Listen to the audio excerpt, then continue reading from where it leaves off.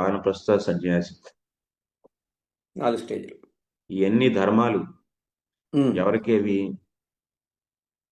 ఎవరైతే ఆ బద్ధావస్థలో ఉంటుందో జీవాత్మ, ఆ జీవాత్మను ఉద్ధరించడం కోసం, అంటే నికృష్టంగా మరి నరకానికి వెళ్ళిపోకుండా, నికృష్టమైన కర్మలు చేసి నరకానికి వెళ్ళిపోకుండా ఉండటం కోసం మన యొక్క చేసే పనుల్ని నియంత్రించడం జరిగింది. మనం సంపాదించే విధానాలని నియంత్రించడం జరిగింది శాస్త్రం. శాస్త్రం నియంత్రిస్తుంది. మరియు మనం ఇంద్రియాలని భోగించేటువంటి విధానాన్ని కూడా శాస్త్రం ఆదేశిస్తుంది. ఎలా ఇంద్రియాలను భోగించాలి. అదేవిధంగా మన యొక్క జీవనాన్ని 4 భాగాలుగా విభజించి, సో 4 దశల్లో మన యొక్క జీవితాన్ని, ఒక వ్యక్తి జీవితాన్ని 4 దశల్లో విభజించి, బ్రహ్మచారి ఇప్పుడు చదువుకో, తర్వాత పెళ్లి చేసుకో, సంసారం చెయ్యి, ఆ తర్వాత అది వదిలేసేయి, ఆ తర్వాత సన్యాసి అవ్వు అని చెప్పి ఒక మార్గదర్శనాన్ని ఇస్తుంది అనమాట శాస్త్రం. ఇవన్నీ నియమాలు ఎవరికి? జీవులకి, బద్ధావస్థలో ఉన్నటువంటి జీవులకి. సో, ఎవరైతే భగవంతుడు ఉన్నారో ఆయనకి ఈ ప్రవృత్తి మార్గం, నివృత్తి మార్గం, అంటే గృహస్థ జీవనాన్ని ప్రవృత్తి మార్గం అంటారు. అక్కడ ధర్మ అర్థ కామాలకు కూడా స్థానం ఉంది. సో మరియు అక్కడ వారు మోక్షం లేదా భక్తి పట్ల కూడా ప్రయత్నం చేస్తారు. కాబట్టి వాళ్ళ మార్గం ప్రవృత్తి. మరి బ్రహ్మచారి, వానప్రస్థ, సన్యాసి వీరు అన్నీ కూడాను వదిలేసి, సో అంటే ధర్మార్థ కామాలు, డబ్బు సంపాదించడం, ఇంద్రియాలను తృప్తిపరచుకోవడం, ఈ కాన్సెప్ట్ లేదు ఈ 3 ఆశ్రమాలకి.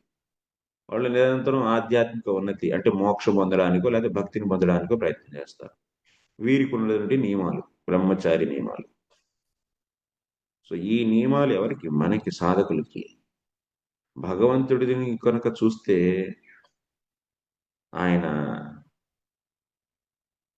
భౌతికమైనటువంటి ఆ, సో బ్రహ్మచారి అంటే ఏంటి? బ్రహ్మచారి అంటే భౌతికం, అంటే సంపర్కం చేయటం, స్త్రీలతో సంపర్కం పెట్టుకోవటం, లైంగికమైనటువంటి కార్యక్రమాలు, కామ కార్యక్రమాలు, సో వాటిల్ని మనం చేయటం. చేస్తే అది బ్రహ్మచారి వ్రతం కాదు. బ్రహ్మచారి వ్రతం నుంచి పడిపోయినట్టు. కాబట్టి అలా స్త్రీ మరియు లైంగికమైనటువంటి కార్యక్రమాల పట్ల ఎటువంటి కూడాను, అంటే ఆసక్తి, దృష్టి ఉండకూడదు. దాన్నే బ్రహ్మచారి వ్రతం అంటారు. సో అయితే భగవంతుడు అస్ఖలిత బ్రహ్మచారి అంటే ఏంటి? రాధారాణితో సెక్స్ చేయడం అర్థమా? కాదు. రాధారాణితో సెక్స్ చేయొచ్చు.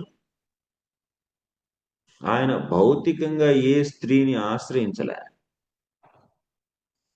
రాధారాణి ఎవరు? భక్తులు అంటే ఎవరు? భక్తుల యొక్క దేహం దేనితో ఏర్పడుతుంది?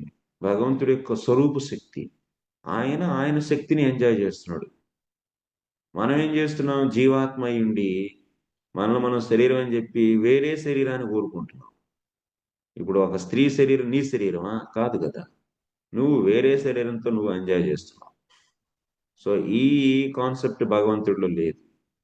అసలు భగవంతుడు అంటే ఎవరు? మళ్ళీ భగవంతుడిని మన యొక్క భౌతిక స్థరానికి తీసుకురాకూడదు. అప్పుడే మనకి ఈ ప్రశ్న ఉదయించింది. ఈ ప్రశ్న రావడానికి కారణం ఏంటంటే భగవంతుడిని కూడా మనం మన తరగతిలో కూర్చోబెడుతున్నాం. మన క్లాసులో మనం ఎక్కడ కూర్చున్నాం అక్కడ ఆయన కూడా కూర్చోబెట్టి నేను చెప్పింది చేసిన నియమాలు ఆయన ఎందుకు పాటించట్లేదని అంటాం. నువ్వెవరు అడగడానికి? ఆయనకి ఈ క్లాసులు లేవు. ఆయన ఎంజాయ్ చేసేది భౌతికమైనటువంటి వేరే మాయతో ఏర్పడినటువంటి శరీరాలు ఉన్నాయి కదా, ఆ స్త్రీల శరీరాలు, పంచమహాభూతాలతో, 23 తత్వాలతో, మహత్తు, అహంకారం, పంచ తన్మాత్రలు, పంచమహాభూతాలు, పంచ జ్ఞానేంద్రియాలు, పంచ కర్మేంద్రియాలు, మనస్సుతో ఏర్పడినటువంటి దేహాలు ఉన్నాయి కదా, ఆ దేహాల పట్ల ఆయనకి ఆకర్షణ లేదు. ఆ దేహాల పట్ల ఆయనకి ఆకర్షణ ఎట్టి మాత్రం లేదు. ఈ యొక్క భౌతికమైన దేహాల పట్ల ఆయన యొక్క స్వరూప శక్తితో రూపాలని, ఆయన యొక్క ప్రేమమయ రూపాలను మూర్తిభవింపజేసి వాటితో రమిస్తూ ఉంటాడు. ఇప్పుడు మనకేంటి బాధ దానికి? ఆ? మనం అసూయ పడితే ఆయన చూసి అప్పుడు బాధ కలుగుతుంది, అసూయ వల్ల. ఆయన పరమ స్వతంత్రుడు. మనకు మళ్ళీ భౌతిక దేహాలని ఆకర్షితులై మనం భావించినట్లు కామాన్ని కలిగినట్లు అలా కామాన్ని కలిగి లేడు ఆయన. ఇది కృష్ణుడి యొక్క స్థితి. 16,000 మంది భార్యలు అందరూ కూడాను అంతా వాళ్ళు భక్తి వల్లే అలా అయ్యారు. వాళ్ళందరి యొక్క భౌతిక దేహం అనేది నశించిపోయింది. గోపికలు కూడాను భగవంతుడి యొక్క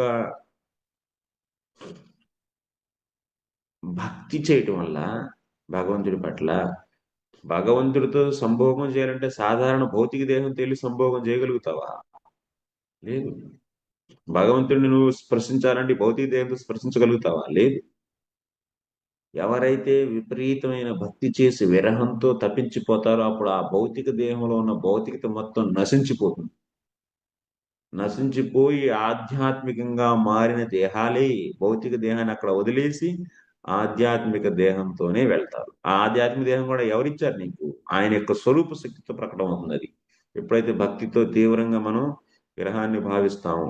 ఎట్లాగా అంటే శరద్ ఋతువులో 29వ అధ్యాయంలో 10వ స్కందం అక్కడ గోపికలు భగవంతుడి యొక్క శరద్ ఋతువు కాలంలో ఆ పండు వెన్నెలలో అడవిలో ఆయన కూర్చొని తన యొక్క మురళి వాదన చేస్తే ఆ వాదన ఈ గోపికల యొక్క హృదయాలను తాకింది. చెవుల ద్వారా ప్రవేశించి హృదయాలను తాకితే వాళ్ళల్లో విరహ వేదన. భగవంతుడిని కలవాలి అండి, భగవంతుడి పట్ల భక్తి పట్ల. సో అక్కడ గోపికల్లో కొంతమంది నిత్య సిద్ధ గోపికలు ఉన్నారు, కొంతమంది ఇంకా నిత్య సిద్ధులు కాల సాధన చేస్తూనే ఉన్నారు. ఈ నిత్య సిద్ధ గోపికల యొక్క సాంగత్యంలో ఉండి వారి దేహం ఇంకా భౌతికంగానే ఉంది. వారు కూడాను ఆ ధ్వని వినగానే ఆ ధ్వని వల్ల వెళ్ళాలి అనుకుంటున్నారు. ఇంట్లో ఉన్నటువంటి వాళ్ళ యొక్క మామలు, భర్తలు, కొడుకులు వెళ్ళనివ్వట్లేదు, వెళ్ళనివ్వరు. అప్పుడు ఏమైంది?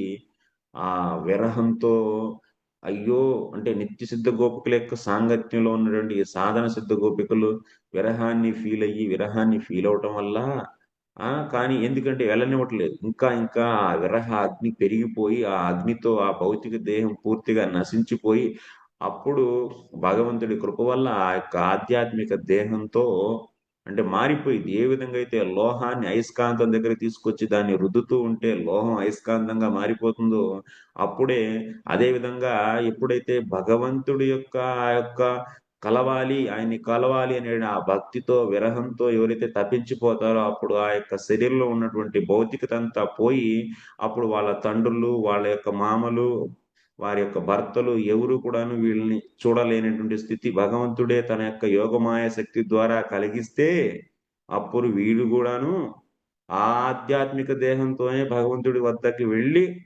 సంభోగాన్ని చేయగలిగారు. మీరు తత్వాన్ని తెలుసుకోవాలి, అప్పుడు అర్థమవుతుంది. ఓకే, కాబట్టి భౌతిక దృష్టితో ఆలోచిస్తే భగవంతుడు ఎప్పుడు కూడా ఏ స్త్రీ పట్లను మోహితుడు కాల. బ్రహ్మచర్య వ్రతం అంటే భౌతిక స్త్రీలతో సంబంధాలు పెట్టుకుని సంభోగం చేయటం చేయకుండా ఉండడం బ్రహ్మచర్యం.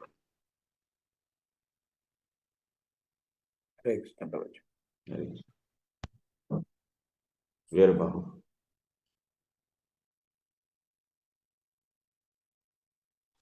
कृष्ण प्रभु दंडवत प्रणाम।